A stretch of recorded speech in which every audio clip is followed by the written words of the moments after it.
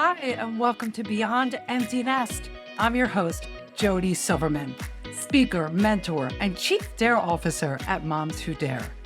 Every Thursday, I'll share stories of midlife transformation, happiness tips, and dare you to see the opportunities waiting for you so that you can make this next chapter even better than the last. If you're ready to dare, I'm ready to dare with you. Let's get into today's episode.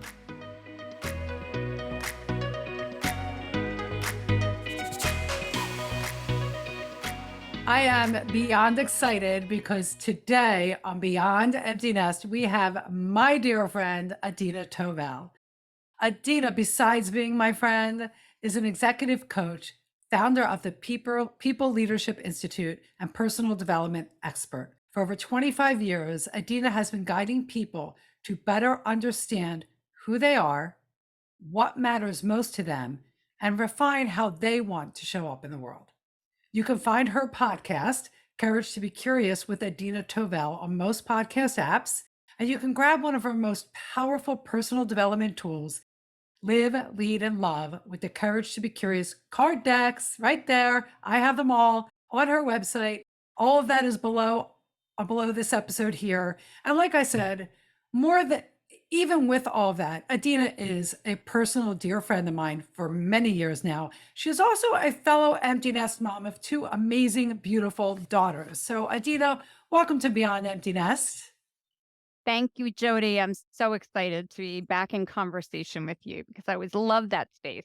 And I'm so glad to be here with all the other empty nesting moms and to, share some things that hopefully will resonate with everybody. Oh, and it will, because we're talking about a real empty nest topic. The empty nest grief is real.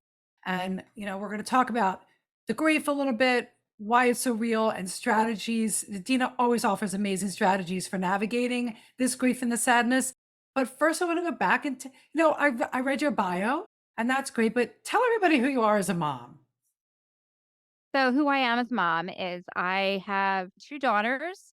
One, I guess, started college, defected from college, moved to another country, had a whole kind of experience there, and is now back in college in that foreign country. So, my part of my empty nest is a 24-year-old who lives 6,000 miles away. And then I know, right? And then my second daughter is a senior at the University of Vermont, also pretty far away. 400 though miles as opposed to 6,000, and she is getting ready to graduate this May. That's exciting. I know it's big, big exciting. A second one going out into the world. But I mean, we did on a previous show that I hosted, we talked about the one daughter who defected from college and went far, far away. So, empty nest comes in all shapes and sizes. And whether your children live 6,000 miles away or literally 45 minutes away, I have a son who lives 45 minutes away, and he's my son. I can go weeks without seeing him. The grief that comes with empty nest is real. So let's talk about grief for a minute. When Yeah. you say grief, what exactly are you talking about?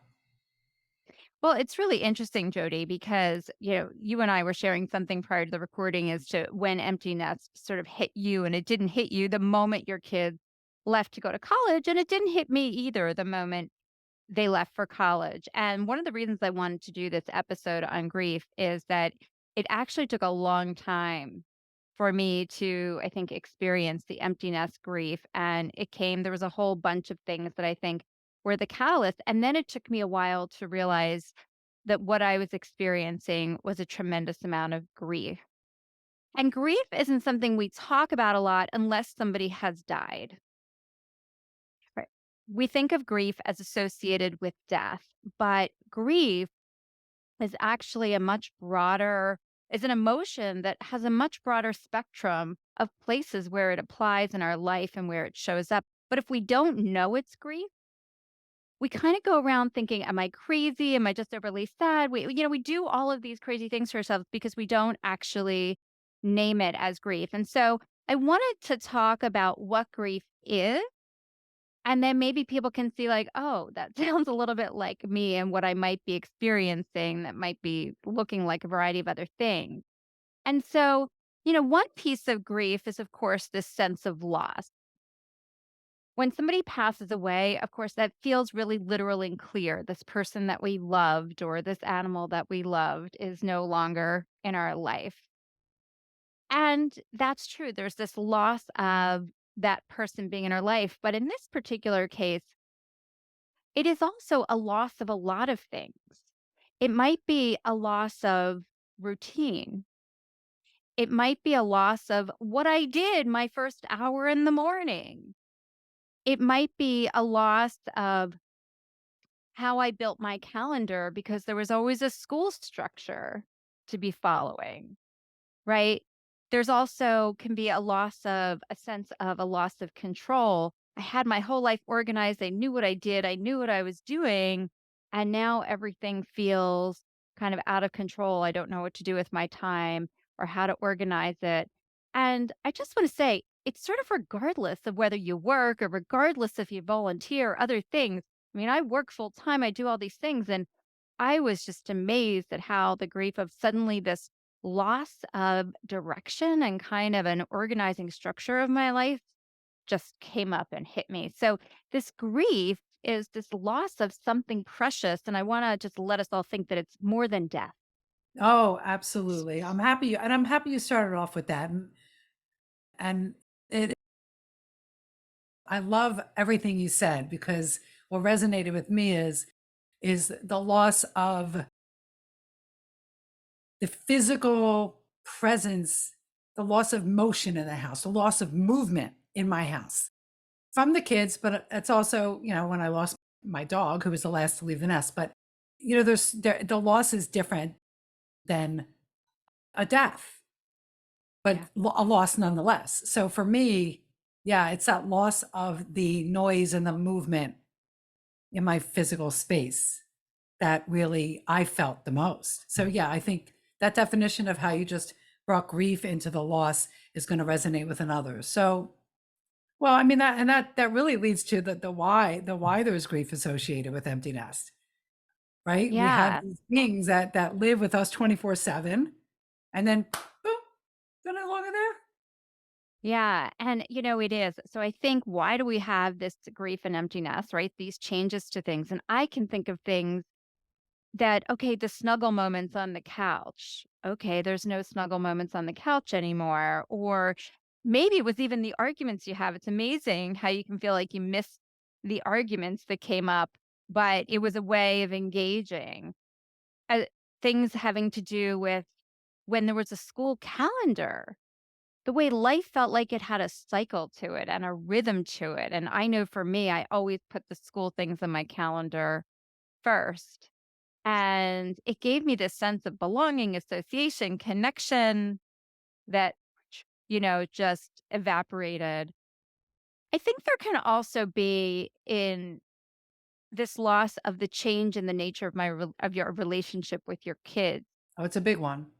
And Jody, you talked about this a lot. You've talked about it on podcasts, you've talked about it on Facebook, you've talked about it that we really do need to actively consider what is the relationship we're going to have with our kids now, because when we try to have the same relationship we've always had with them when Mhm. they're, let's say, in college or off, moved away, worked, whatever it is, we're only going to suffer more Mhm. because their lives are changing and progressing to another place. And so if we don't get with the program and consciously ask ourselves, what is going to be the nature of our relationship now? And what do I need to do to grow that? Then that loss and that suffering is just going to keep sticking around. And it is going to negatively impact Yeah. your relationship. It's the acceptance that your role as mom has shifted and changed, and yet you're always their mom, right? We're always That's what I talk about. But yet the interaction is different. The level of letting them go and making decisions on their own and respecting the space is there. I just have to go back to one thing you said because I have to share this one thing. Because when you said the loss, for me, when my son was the last to leave, I had 2 and he was the youngest. You know what I missed the most? Walking into my house on a Friday and seeing 6 pairs of dirty, disgusting, smelly, stinking sneakers sitting right there in my kitchen, knowing they were all in the basement, hanging out, playing pool, and having pizza that night. So I just had to share that memory because I still walk in sometimes. I'm like, oh, it'd be nice to see those dirty, smelly, stinky sneakers right now. So, Yeah, that I mean, it's great. And there's two other things I just want to say about, why it shows up. And one of them is we've incorporated in here, but it took me a long time to realize how much of my identity yeah. was wrapped up in who I had been as the mother to my first young children and then teenage children. And again, because I had a whole work identity and I had other identities outside, it it took a while for it to hit me that there is a whole chunk of my identity that was tied up there and to really look at the nuances. And so, that was so powerful and hit me in the face. The other one that I think really and it's amazing because I loved being a mother. I even feel really good about who I was as a mother, but the other thing that crept in, and I am sure it creeps in for others, is as soon as they're not there anymore, there's this moment to say, "Any regrets or any missed opportunities?" And don't we do that well to ourselves? And some of it is not beating up on self. Some of it is beating up on ourselves, right? We'll find any Yeah. fault that we had. Some of it is just this amazing thing that happens in the intersection of midlife that now I've become so wise just at the moment that I don't have the opportunity to act on that wisdom in this particular way. Yeah. And for me, like that was how it was showed up like, oh, I finally get to what feels like the wisest moment in my life so far and I missed the opportunity to bring some of the amazing discoveries I feel like I've made or things I've learned to that piece. And so that was a loss too. Yeah, but don't you also agree? And you remind me, I interviewed somebody years ago on a different show that I hosted, and she called it the wise woman rising as a midlife woman. And yet though, yes, we can tend to think of it that way, like, oh, I know this now. I wish I could have known it then. But that's where we get to shift and bring that into the more adult relationship with our children. We Because do. And yeah, but I want to give myself, I yeah, give myself permission and I want to yeah, give anybody who's oh listening yeah, permission to say it's okay to feel that. Like, yes. And now I make the shift and how do I bring it into my relationship now? Absolutely. But I don't think there's this, idiom out there that I guess is probably popular among grandparents, but I realize myself thinking it already now too, is youth is wasted on the young, um, right? yeah. We've all heard that one. Right, because by the time you figure out that nobody really is thinking that much about you, and by the time you figure out what your relationship to time is, or like all these things, by the time you figure those things out, that piece of your life has passed. And yes, Yeah. you apply it to the now. But I still think, like, there's permission to feel it, even as we then say, "Okay, now let me take it and take all that I learned and all that I know and all that I am now into the future relationship." Absolutely, you have to feel the feels. I think so a lot of people don't because of a number of reasons, but they're scared that, you'll be so consumed with the grief that you Yeah. won't come out of it. But you have to give yourself permission and you're allowed. It's not about like you said, it's not about beating yourself up. It's about, okay, I'm feeling this and okay, so I wonder why it's popping up right now and why am I feeling this way? And okay, that's how understanding the grief, understanding the feeling and the emotion behind it. But and grief could show up in a lot of different ways. Oh my gosh, I made a whole list, Jody, right? Because I think there are so many different ways it shows up, and it's partly dependent on our personality, also dependent upon the time of day or which week or month or year, right? So I've made a list, right? So grief can feel like loneliness. And loneliness doesn't have anything to do with how many people are in the room with you. It has to do with like this feeling of aloneness. And so it can feel like aloneness or loneliness. It can feel like disorientation, like I don't quite know where I belong or fit or how I connect in anymore. You've talked a lot about it can feel like a loss of sense of purpose, right? There can be, and look, it coincides with midlife for many people, right? Not everybody, but for many people, it coincides with midlife, which all in all can bring this level of dissatisfaction with my life. Like, where am I? And have I lived the life I wanted to live? And my life is less vibrant now. And I'm young enough, I'm still going to live a long time, but all those things. So a general sense of dissatisfaction can show up as longing. I mean, just I will like here self-disclose last night. There was something going on and it was just incredibly emotional and draining. Nothing to do with my kids, but I sat down and watched an episode of Gilmore Girls because I Oh, was just like this like longing for just those moments of the comfort thing, being on the couch, snuggling up to my kids watching Gilmore Girls. And I just was trying to recreate that because I had so much longing for the kind of comfort that would bring. so I have to tell you, I have to do a shout out to the audience. If you are listening to this and Gilmore Girls is the show as a mom that you love to watch because you have daughters, you have got to drop a comment. Go and leave us a comment about that because that was a big thing for me and my daughter at a certain time in her life where we literally binge watched all, I think it was like all 7 seasons in a row. So I get that. So even though you were feeling this overwhelming whatever emotions around whatever it was going on, had nothing to do with your children, you were driven to tap into that feeling as a mom with your daughters again. That's interesting. Yeah. Like Like, that. I was just longing for that comfort and just everything all the feeling of that, and said, "Alright, I'm putting in my AirPods, and I'm sitting and watching Gilmore Girls," right? So, Yeah. I think it can also show up as frustration, like, sometimes we just feel like we're frustrated with everybody. We're frustrated with our kids, our spouse, our friends, our partner, ourselves, whatever, and we don't know why, because grief can show up just like an overall sense of frustration. Yeah. Something is just off, right? Sometimes it can show up feeling a little numb and disengaged, like, I don't feel like doing anything. Never thought about grief. I never thought about grief the other way as a frustration. Yeah, because I think if frustrate grief is so overwhelming, and especially if we don't sit a lot with our emotions, which most of us don't. And if we don't really tap into what is sadness or grief versus the other, is we tend toward things like frustration or anger or anxiety or shortness as our go-to, and we often don't think that what might lie beneath that is not the person who we're pointing our finger at as the thing that's annoying us or the person that's annoying us, but that there's actually a couple layers underneath that. This is what I love about you, Adina. You have a gift. You have many gifts. Man, and I know this to be true because you're my friend. But you always offer that deeper level of self-awareness for us to dare just pause and say, okay, I wonder what's happening there.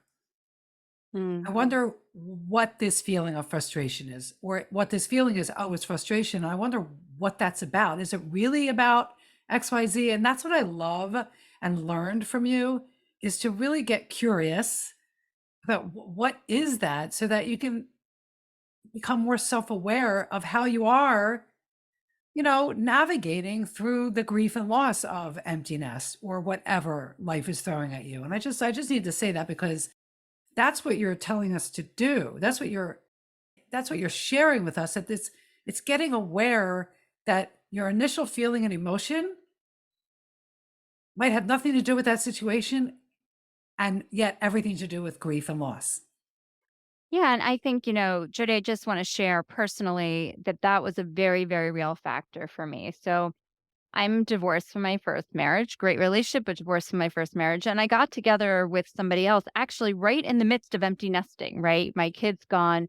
I get together with somebody else. And we went through a pretty rocky period where I almost pulled out of the relationship completely because something felt so off.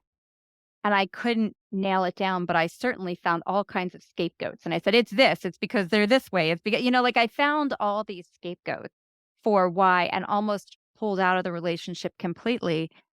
And what I ultimately ended up realizing is the grief at the loss of sense of family in the way that I had known it was just so devastating. And the two of us together without kids around could not recreate that same sense of family. And so all of this pointing fingers and all of this, blaming it on the relationship really wasn't about the relationship. It's because deep at heart, I was so longing and desperate for this sense of family. that just wasn't going to be part in that way of this relationship. And so I wasn't seeing the relationship clearly because I was so distraught in my own sense of grief of that loss of the way family life had been for me. And yeah, I remember you sharing that with me and with your daughters being far away and yeah, Yeah. it can hit at any time. It doesn't have to be immediate. So, all right, we now know what grief is. We now know why it's associated and and how it can creep up and how it can show up. And I love that you're bringing this whole let's question our emotions and how we're feeling. Feel them, but then get curious about, not even question, get curious.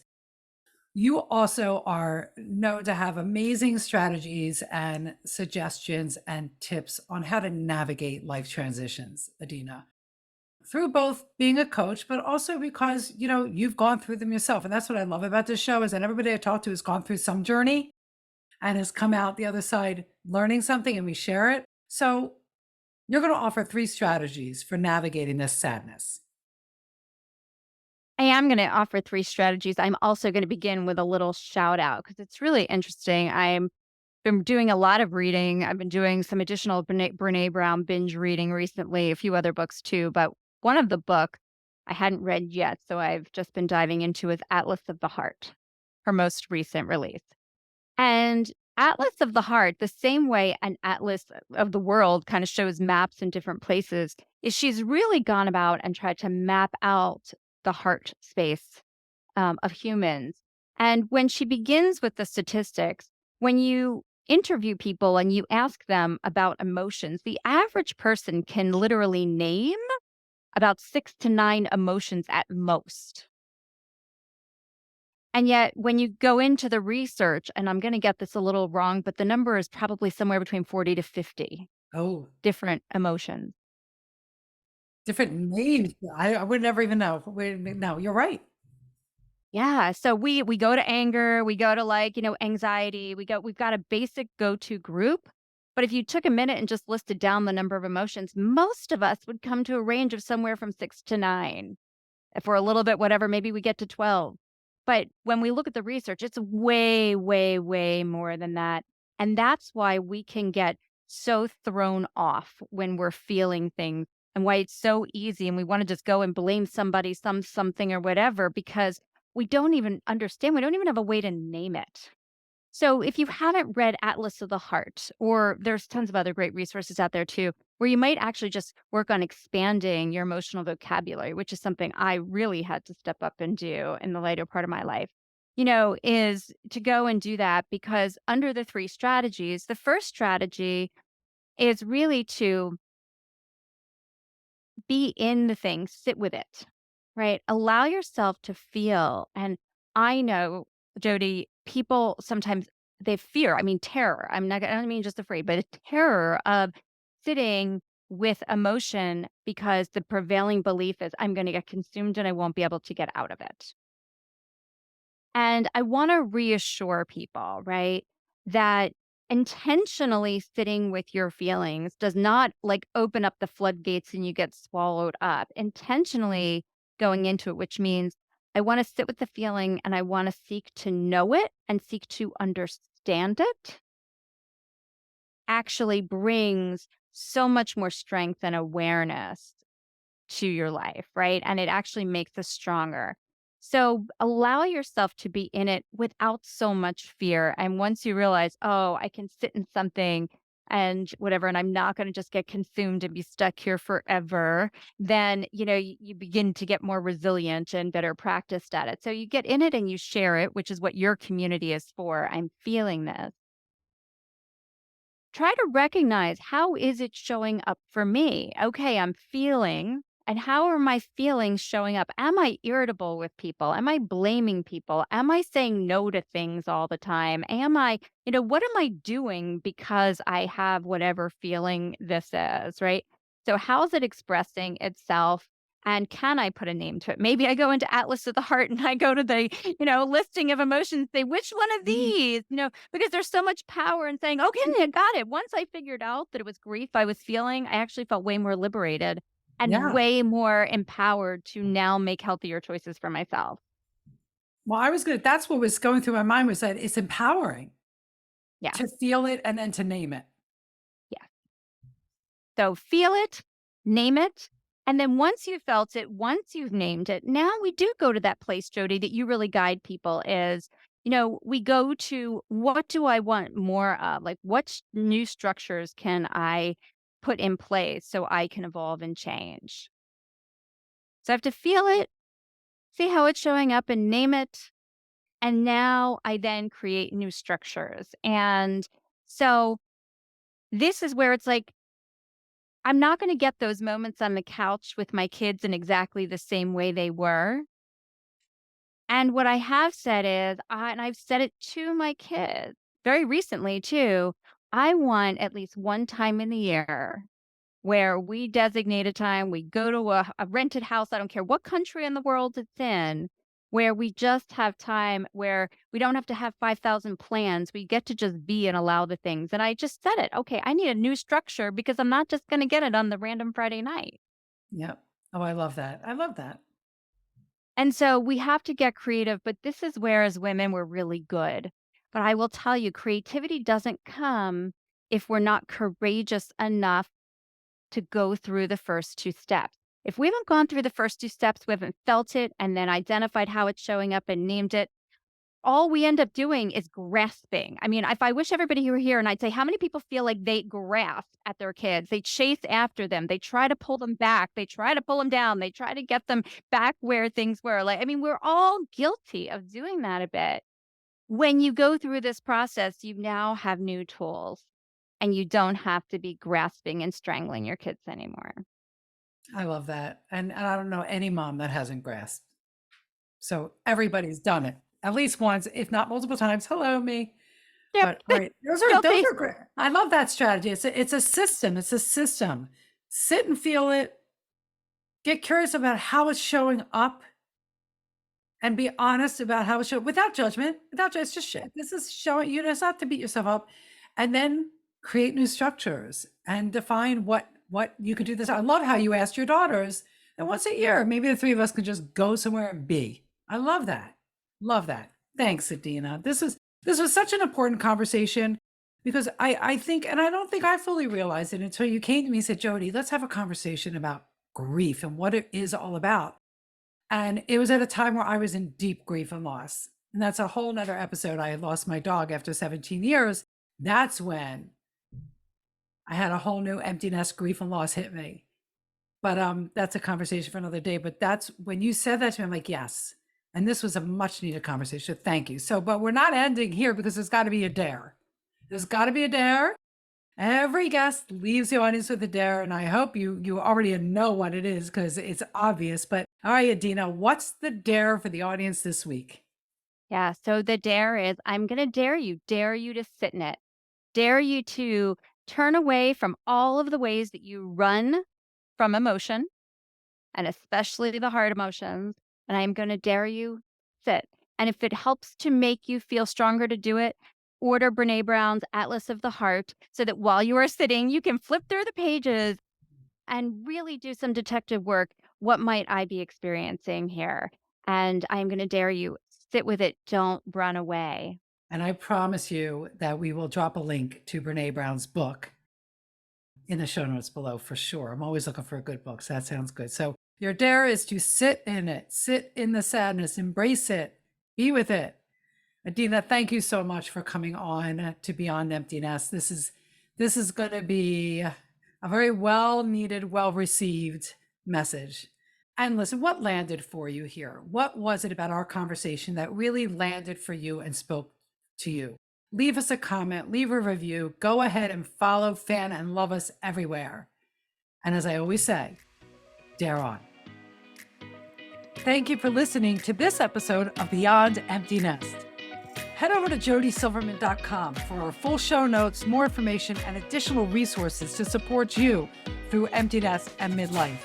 And if you've enjoyed today's show and are ready to embrace this midlife chapter, then you must take the Happy for No Reason quiz. When you take the quiz, you'll discover what your happiness set point is and how you can increase it and continue to strengthen it. This is just one key to navigating life transitions and discovering your most fulfilled and daring life. So go ahead, click the link below and take the quiz now. I'll see you next Thursday. They're on.